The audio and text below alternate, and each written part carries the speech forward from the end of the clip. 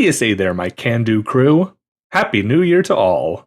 So with 2026 fully underway, I can't help but think about what the new year means to so many of us. We set goals and resolutions, some of us declare the year as our own, but something I myself try to focus on is the hope and optimism of what opportunities the new year offers. And yeah, I can only guess that this is at least partially the residual effects of the Christmas spirit left over. Don't worry, Kenny, it'll be back before you know it. But yeah, optimism for the new year. Anyway, I thought this would be a great opportunity to talk about 4 movies that really serve as great, joyful pieces of work. 4 movies that are uplifting, inspiring, or just make your day a little better. Now, obviously, there are plenty of great Christmas movies that do exactly that, but I already talked about those in my last top 10 video, and since we're out of the Christmas season, I won't be mentioning them again here. And I have to own up that none of my picks here would be considered under the radar or sleeper picks. They're all pretty much universally acclaimed award winners, some of them even spawning entire franchises. Odds are, you've seen these movies before, so nothing will be too surprising. But if your spirit needs lifting, or you just need a good pick-me-up, I'd say you can't go wrong with these. They may be familiar, but they got that way for a reason. All that said, let's take a look at these films. My first pick is Everything Everywhere All at Once.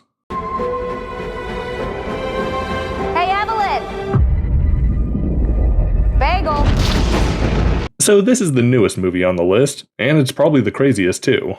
Evelyn Wang, played by Michelle Yeoh, is depressed in her mundane life running a laundromat with her goofy, high-energy husband Wayman, played by Ki-Hai Kwan. On top of this, they're being audited by the IRS. Boo! And Evelyn's relationship with her daughter Joy has been strained lately. But then, a Wayman from another universe reaches Evelyn and recruits her to stop the alternate universe version of their daughter Joy, otherwise known as Jobu Tupaki, from destroying the entire multiverse to cope with her own depression and nihilism. Yeah, it's a wild premise. But underneath the crazy science fiction and silly visuals, the whole plot relies on the dynamic of this family overcoming their resentments and insecurities to learn patience and grace. The only thing I do know is that we have to be kind. Especially when we don't know what's going on. With so much going on in one movie, it's honestly hard to boil it down in such a brief segment like this. But one thing I have to say is that there's one line in this movie that perfectly explains how, so long as you're with the right people, the most tedious and mundane tasks can end up being the most fulfilling. Next up is The Shawshank Redemption. There's something inside that they can't get to, that they can't touch. It's yours.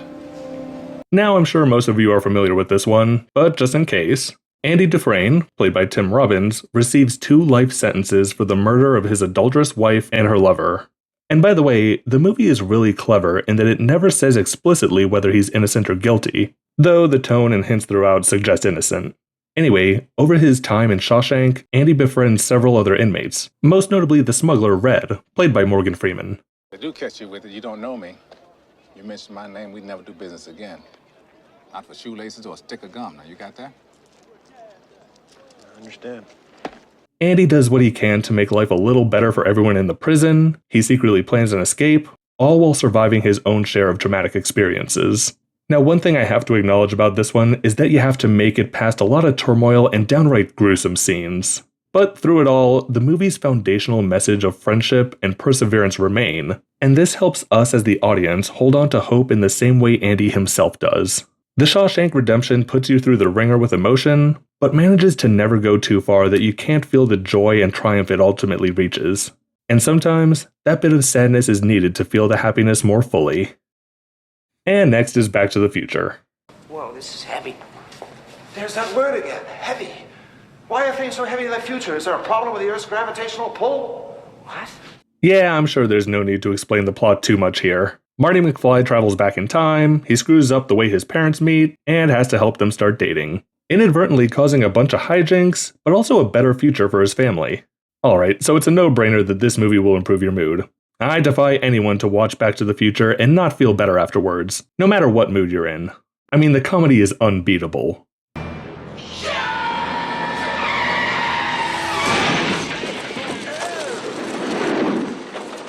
And on top of that, every character plays off the others perfectly, and the thrills keep me on the edge of my seat, despite seeing the movie countless times. But if you're questioning how exactly I find this movie inspiring, I'd have to say it's Marty's determination to fix his predicament and get back to his own time.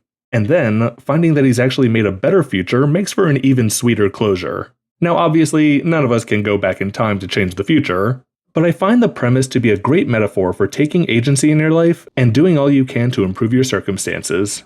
But again, it's just a fun movie and never gets old. Who'd have believed that a movie about time travel could turn out to be so timeless? Now that is irony! And finally, I've got to give a big shout out to the original Rocky.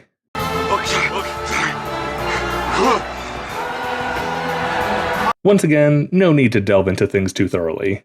Down on his luck, boxer Rocky Balboa is given a chance of a lifetime when heavyweight champion Apollo Creed offers him a title fight. Rocky questions whether he's up to the task, but ultimately accepts and proves he's more than meets the eye. A while back, I made a whole video breaking down why Rocky as a character is so inspiring and went into great detail there. But to explain it in a shorter form, I'd just say that Rocky is an embodiment of the everyman. He's someone we can all look to and see ourselves. And as I'm sure many of us would, when he's given the opportunity for greatness, he's hesitant. Would you be interested in fighting Apollo Creed for the World Heavyweight Championship?